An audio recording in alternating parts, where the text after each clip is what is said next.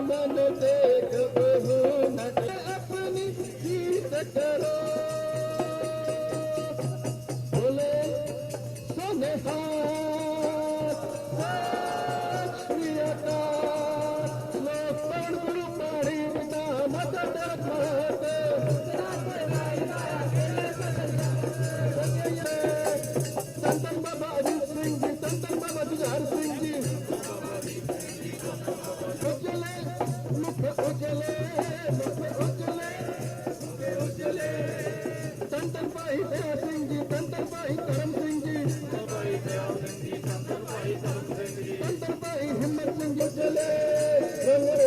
गुरु का बेटा रंग रेता गुरु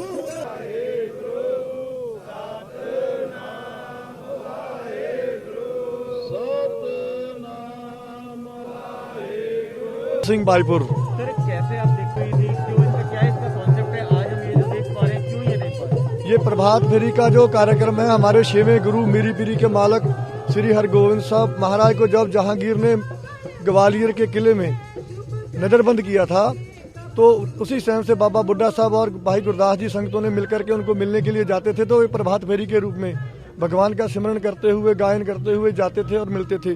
तभी से यह परंपरा शुरू हुई है।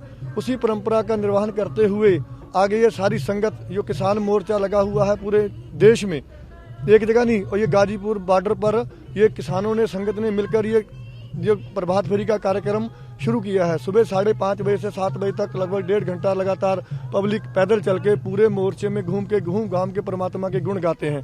तो ये भी एक सरकार को संदेश है कि ये सब शांति प्रिय लोग हैं, अपना कीर्ति करने वाले लोग हैं, कि सरकार को मैसेज आए कि जो इनका हक है किसानों को दिया जाए। जागृति फैलाने के लिए एक शांतिपूर्ण मैसेज है।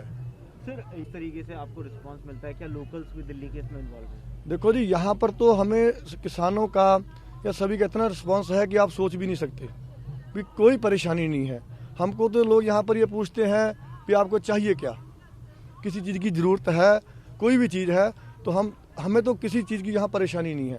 परेशानी एक बात की है कि जो किसानों की डिमांड है, जो किसानों की मांगे हैं, उनकी बात नहीं सुनी जा रही है। सबसे बड़ी परेशानी है इस टाइम बस। गाजियाबाद वाले हैं, उन सबका रिस्पांस? देखो, जो हमारा प्रैक्टिकल है यहाँ किसान भाइयों को, हमारी जो प्रबंधक कमेटी है, मैनेजमेंट कमेटी है, सब संगत है, तो हम आपको बार बार कह रहे हैं कि हमें तो इतना रिस्पांस दे रहे हैं कि हमसे बार बार आके पूछते हैं किसी चीज़ की ज़रूरत क्या चाहिए, आपको लंगर चाहिए, रहने के लिए कहीं कमरे चाहिए, या कोई भी व्यवस्था, किसी भी बात की बोलो, हमको इतना बोलना पड़ता है कि हमको हमारे पास बहुत है। आप इसको प्रैक्टिकली देख लो जाके, जहाँ पर कहीं किसी चीज़ की कमी नहीं है। सिर्फ 5-10 मिनट की थोड़ी बात दिक्कत आती है, उसी टाइम में प्रबंध हो जाता है अपने आप, और यहीं के लोग करते हैं, लोकल के लोग। हम बाहर से कहाँ से लेके आएंगे, आप बोलो। देखो ना, सरकार तो जगह जगह रोक रही है, आपको पता ही है। तो इसलिए हम तो आपके सामने है सब कुछ प्रैक्टिकली। और यहाँ के जो मीडिया से मेरी बेनती है कि जो देखो, कहीं भी कोई संस्था होती है, कोई भी सिस्टम है, उसको प्लीज है जो असली चीज़ें हैं वो दिखाई जाएँ। अपने आप बना करके कोई चीज़, वो चीज़ मत दिखाएं, सच्चाई को दिखाएं। और इसलिए और हब से हमारी रिक्वेस्ट है हाथ जोड़ के कि सभी का मामला है, किसी हर मजहब के लिए, हर धर्म के लिए बहुत अच्छा है, सभी को साथ इसके जुड़ना चाहिए जी। तो कैसे ये शुरू हुई थी प्रभात? ये शुरू जब गुरु हरगोबिंद पातशाह ग्वालियर किले में कैद थे, बाबा बुड्ढा जी ने दर्शन करने के लिए जाना, संगत ने कहा था बाबा बुड्ढा जी से कि हमें गुरु हरगोबिंद पातशाह साहब जी के दर्शन करवाओ। तो उस टाइम पे कोई गाड़ियां नहीं थी, कोई घोड़े थे, पर इतनी संगत घोड़ों पे चढ़ के नहीं जा सकती थी। ऐसे ही ढोल चिमटों के साथ अमृतसर से चल के ग्वालियर किले के बाहर जाके बैठे थे जी।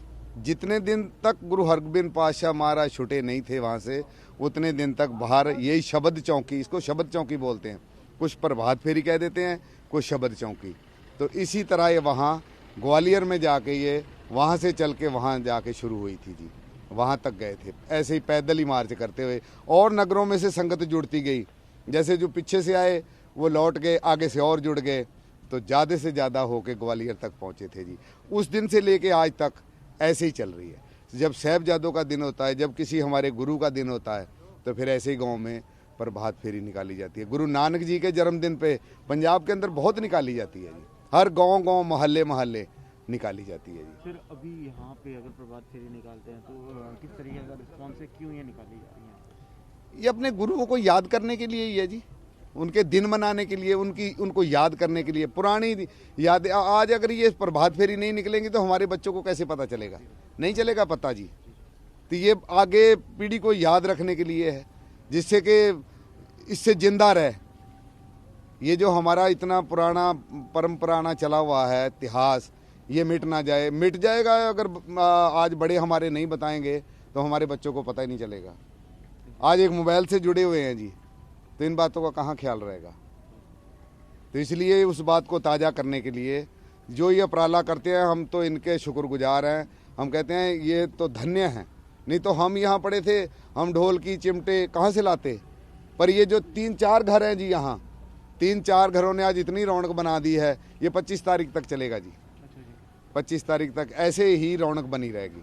वहाँ से शुरू करते हैं जहाँ ये बाबा कश्मीर सिंह जी का लंगर है, वहाँ से शुरू करके वहाँ ही जाके अरदास करेंगे, वहाँ बेनती करेंगे, फिर वहाँ शब्द पढ़े जाएंगे, तो उसके बाद वहाँ समाप्ति होगी। तो फिर वहाँ चाय पानी छक के फिर अपने अपने घर जाएंगे जी। तो बड़ा उपराला अच्छा है जी। वाहिगुरु जी का खालसा, वाहिगुरु जी की फतेह। नमस्कार, मैं हूं मानक गुप्ता। अगर आपको हमारा ये वीडियो पसंद आया हो तो इसे लाइक और शेयर जरूर करें, और हाँ, हमें सब्सक्राइब और फॉलो करना ना भूलें, ताकि आप देश और दुनिया की कोई खबर मिस ना करें। तो जुड़े रहिए हमारे साथ और देखते रहिए न्यूज़ 24।